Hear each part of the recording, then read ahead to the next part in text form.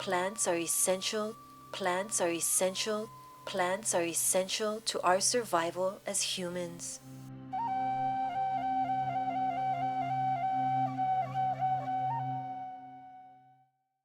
Here in Hawaii are many outstanding organizations and individuals working diligently to protect and conserve our remaining native Hawaiian species. Let's meet one of these individuals.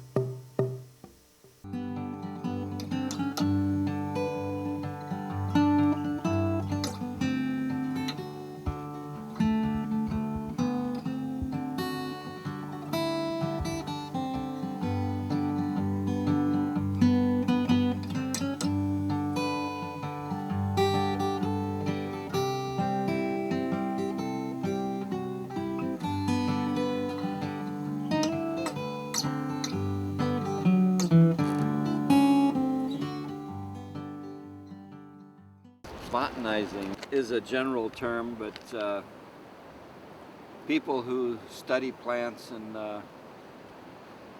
research plants go out in the field to find things. It's not just like stamp collecting. You don't just go out and put them in a press and put them in the museum, important as that is, but you study how they fit into the ecosystems that they're in, what parts they play in the whole.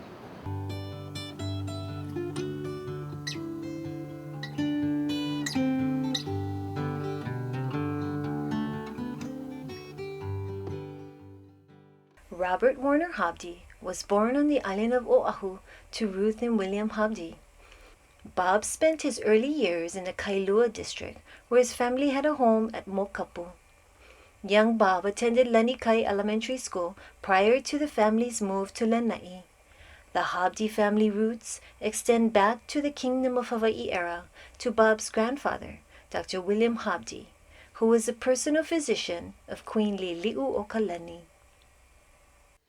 Ano la na I ke kaunao Kohu ka pahu ula kaupo o hibi E ola la na ia ka ululau He aku mā ko e o mai o e Ano la na I ke kaunao Kohu ka pahu ula kaupo o hibi E ola la na ia ka ulula au He aku mā ko e o mai o e Aloha la na I We were all over this island. We didn't have televisions. We got involved with the Boy Scouts and a Little League and stuff like that, but for the most part we were just roaming around the mountains. I got interested in plants through my associations with Dr. Degner.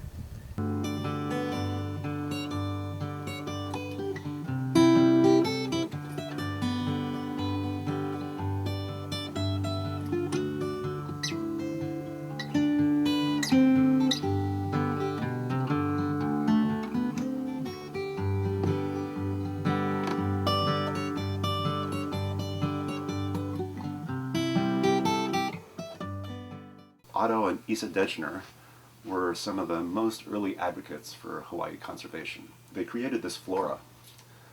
This is one of 6 volumes, and it's a listing of all the known Hawaiian species in all the different plant families. I mean, it's really an exhaustive work.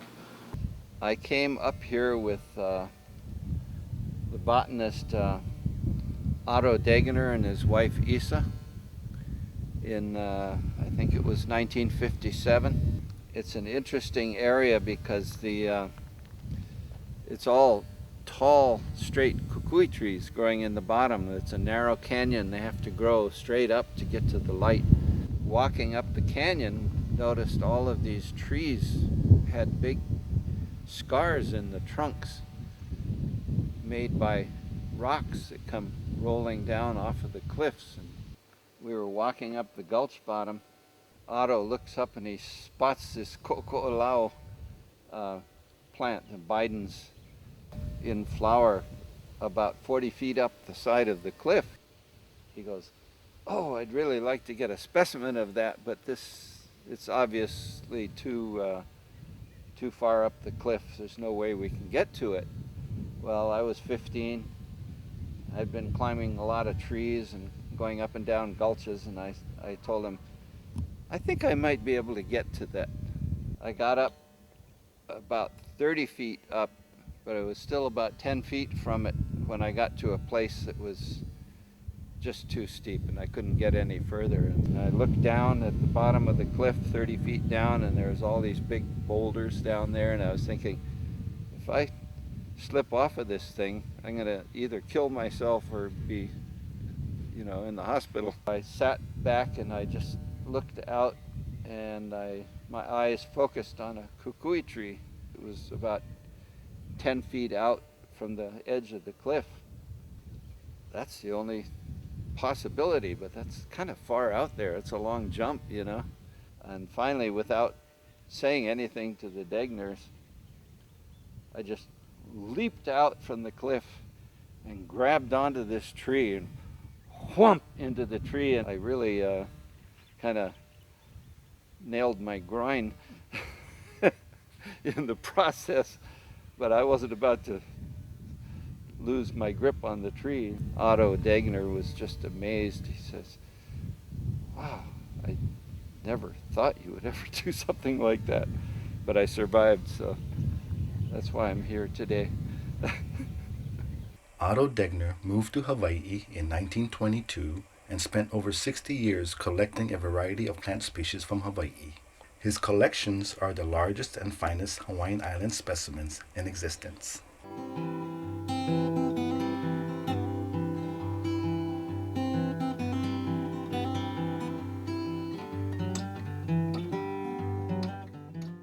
In World War II, William Hillebrand's collections of Hawaiian plants, which were irreplaceable treasures, were destroyed in the war.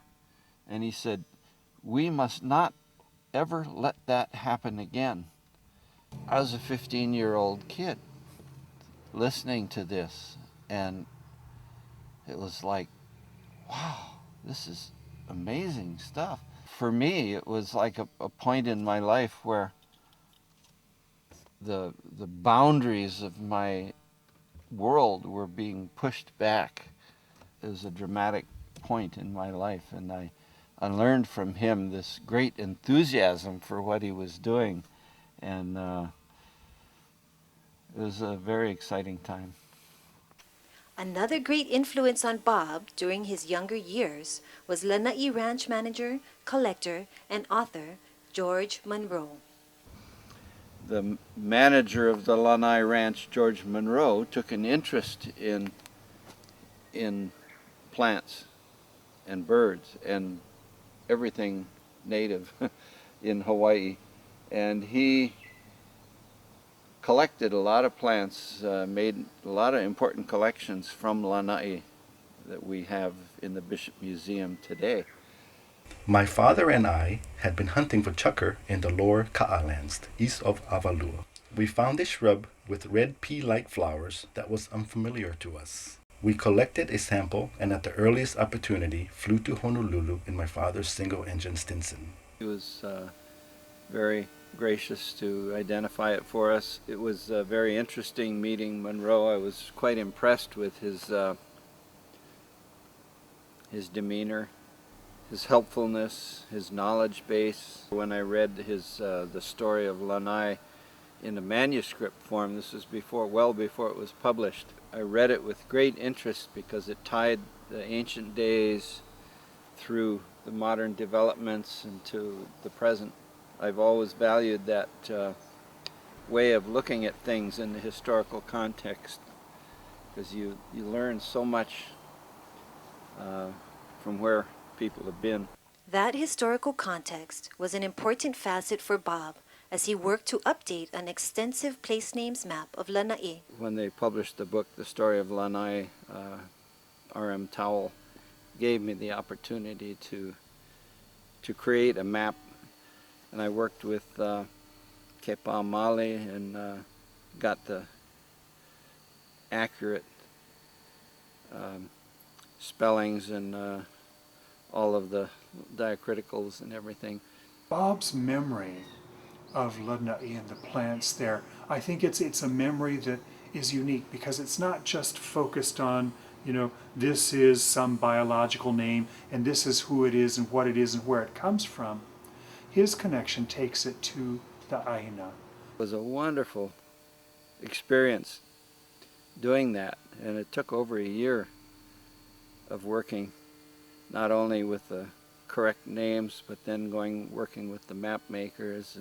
So I've really enjoyed that, and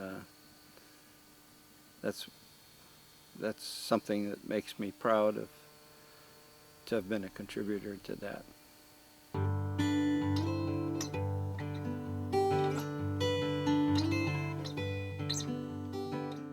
I started my career in forestry in the summer of 1965. I started on a Monday, and on a Thursday, Max Landgraf calls me into his office and in a heavy pidgin says, "Boy, Monday you go Kauai." And I went, "Oh, okay." I had no idea I was being stationed on Kauai, but that was fine with me. The forester on Kauai that I worked with was a man named Ralph Daler. He told me, "I want you to go out in the field and learn the land. I don't want to see you in the office that much." I wish things were like that throughout my whole career.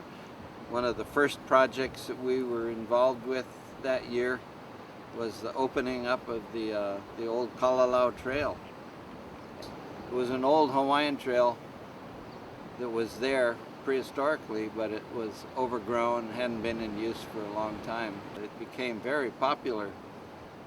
In fact, it became too popular very quickly, and we got overrun, especially with new agers.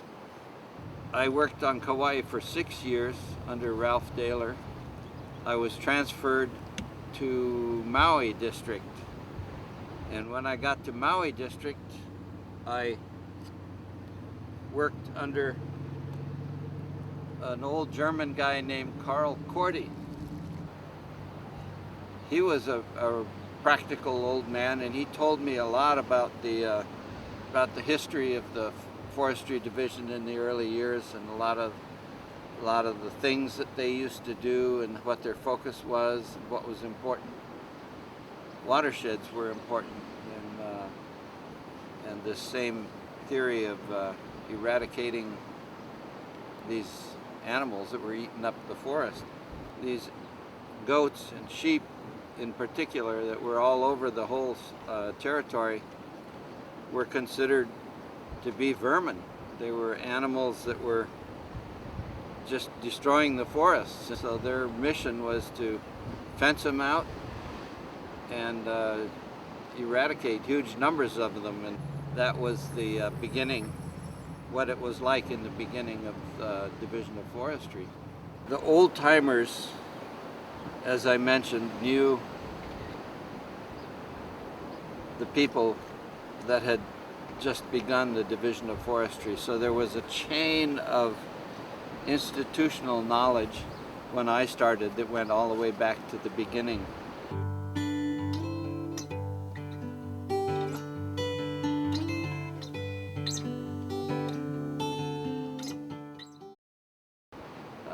Ralph Hosmer and Charlie Judd, two of the early important foresters. Ralph Hosmer, who started the division, did a tremendous amount of work creating the forest reserve system and starting out the fencing and the eradication work. And he was here in only 10 years, 1904 to 1914, but what he accomplished in those 10 years is really amazing. Created forest reserves on every island and made recommendations of management to many private landowners. A lot of respect for Ralph Hosmer.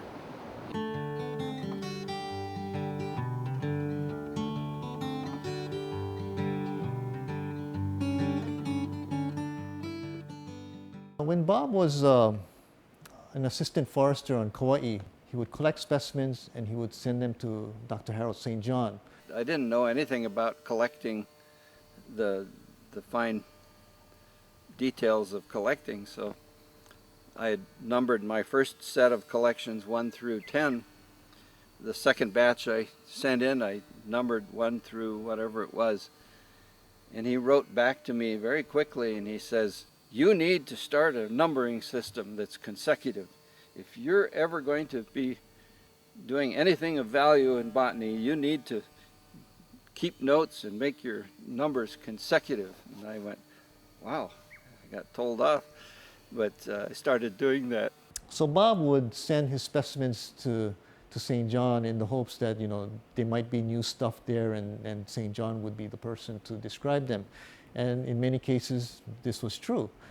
Dr. St. John even decided to devote a journal series to plants that Bob Hobdy collected on Kauai. It's Bob Hobdy number 8. That means this is the 8th specimen that Bob Hobdy had collected in his lifetime up to that point. It's Bob Hobdy 184.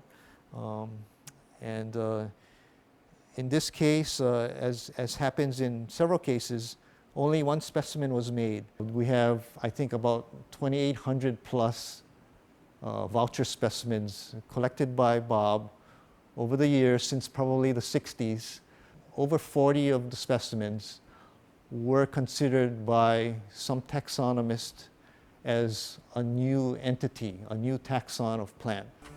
Over his career, Bob has discovered 14 new plant species, 5 of which have been named after him. St. John described a bunch of things, some of which he named after me. The most recent one was Scaevola, a naupaka, that he named after me. And it was something I discovered on the slopes of Mount Eki in West Maui that was unlike any other Scaevola in Hawaii. When people first saw it, they didn't even dream it was a Scaevola. It was only known from a single plant in one spot. Luckily, I not only made a collection of it, of a small piece of it, but I also took pictures of it. There was another one, a Psychotria, which is a kopiko, that was from Kauai, that I collected in the Miloli'i area. And when I sent it in to Dr. St. John, the pressed specimen, the leaves that were green, turned kind of a reddish color when they dried. He named it Psychotria rosacea. It turned out that that name was already occupied by a specimen from somewhere else in the world. So when they came out with the Manual of Flowering Plants of Hawaii, Cy Sommer, who was one of the authors of the manual, named it after me.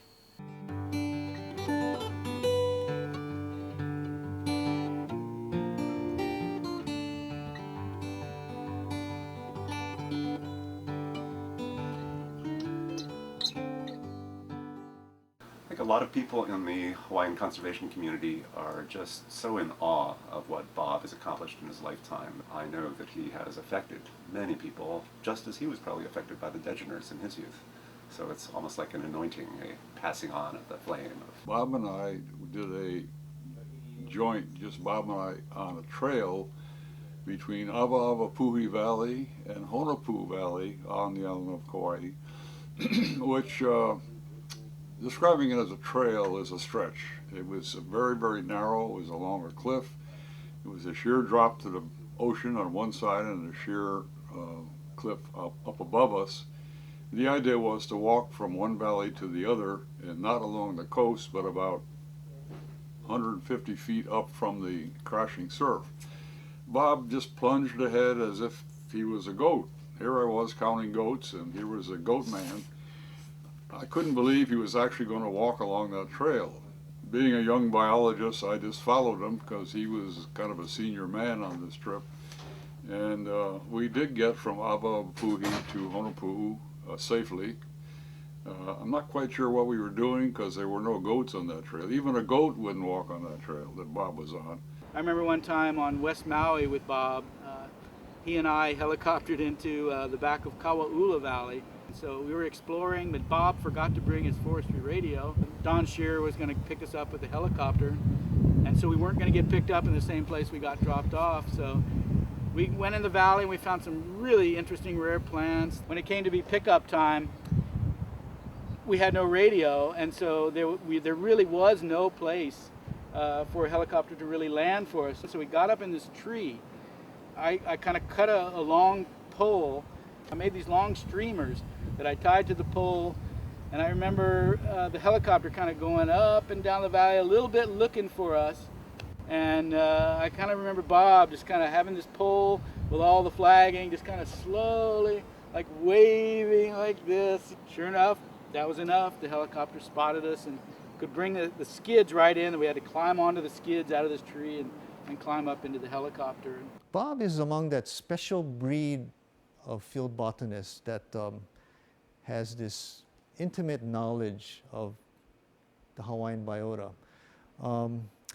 There's only a select few of them in the state, really. He's been one of the, probably one of the top field people who've been out in Hawaiian environment that have been able to pick out these unique things that that botanists have agreed are probably different. He really enjoyed his work. He was always smiling in the context of a field trip or a meeting. Very personable guy. The approach that Bob has in his work is first and foremost rooted in his island connections. It's not something that he's studied from afar, it's something that he's lived.